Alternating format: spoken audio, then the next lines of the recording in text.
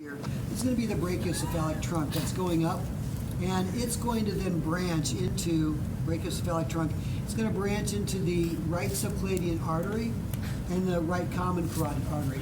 So they have the subclavian artery has been cut right here, but it will go up and do that on that right hand side. So that's it. It goes to the right side, and then we should also have subclavian on this left side, and it's coming up. So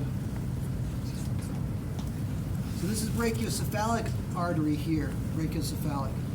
If we look on this side, we might be able to see subclavian artery coming off, and I think that's going to be this structure right here with also the vein. The vein and artery are probably in the same group. As we go up, though, we'll see there's a little branch right here that's been cut off, and that's going to go into the wall of the thoracic cage, and you can see a little bit of it right here.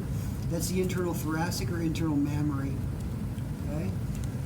We can also see the internal carotid here. Okay. What will run with the internal carotid? The common carotid. Common carotid artery here.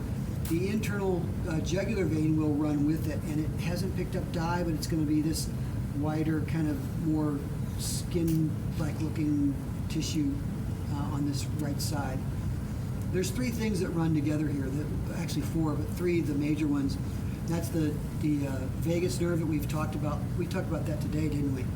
Vagus nerve. The vagus nerve is this nerve in between. This vagus nerve, and then we have the internal jugular vein. Okay, here, and you can see there's maybe a little bit of dye there, but internal jugular vein, and then right common carotid artery. On the left-hand side, you'll see there are probably all three of them in this structure. The vein didn't pick up the dye, that's why I didn't color it blue. But that's the left common carotid artery. If we follow, so this is the subclavian. So the way we do this, we say subclavian vein inside the thoracic cage is as soon as it then travels from the thoracic cage, and you can see it right here still. When it gets out into the armpit region, we'll call it the axillary artery and vein. So in the armpit region, axillary artery and vein, what I like that they did here is then you can follow it out further, and then this is going to be the brachial artery and vein in the arm.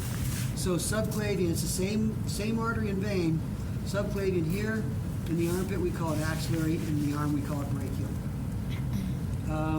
They have a little bit of these are going to be some of, actually we have thyrocervical trunk.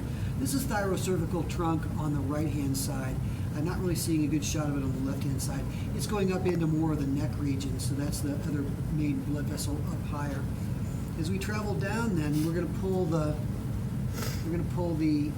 rib cage to the side, and you can now see the aorta. So the aorta is this structure. And I didn't cut all of it away, but there are little tendrils of blood vessels that go into the rib cage or between the ribs, and those are called the posterior intercostals.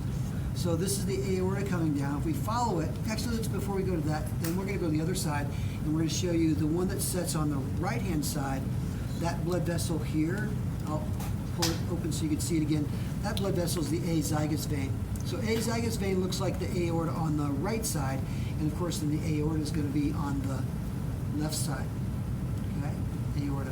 If we follow the aorta down, it's going to pass through the diaphragm. I'm going to cut some of this diaphragm away here so you can see it a little bit better, but as it passes through the diaphragm, this is diaphragm here, passes through the diaphragm, one of the first blood vessels it comes in contact with is going to be this dude. This is going to be the celiac trunk. The celiac trunk will go to the liver and the stomach and the spleen. So this is the spleen right here. There's a branch of this celiac trunk that's going directly over to the spleen, and you can see it's like it's going to the spleen, doesn't it? Okay.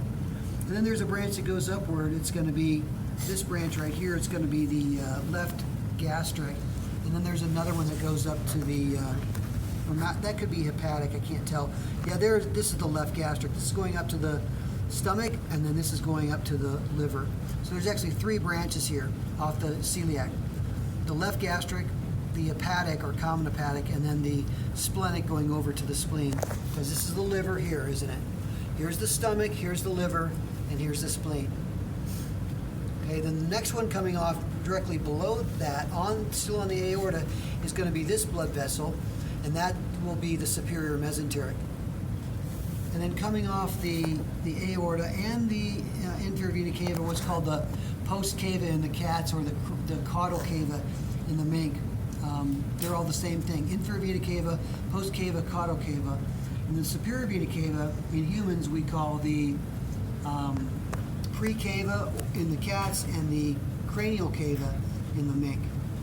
So we travel down a little further. You can see here's still aorta, but we're gonna go to a different one to see a little bit more stuff that we need to see, because they've had the dye leak out of the inferior vena cava here, and it's dyed everything, so it's hard to tell one thing from the next. But what I will tell you is you can see it right here. This is going to be the inferior mesenteric coming off of the aorta, and it will go to the lower portion of the intestines, which is this structure.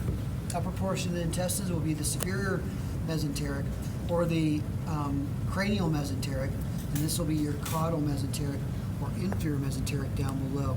And that's about all we can see on this one. Let's go to another mink now if we could and see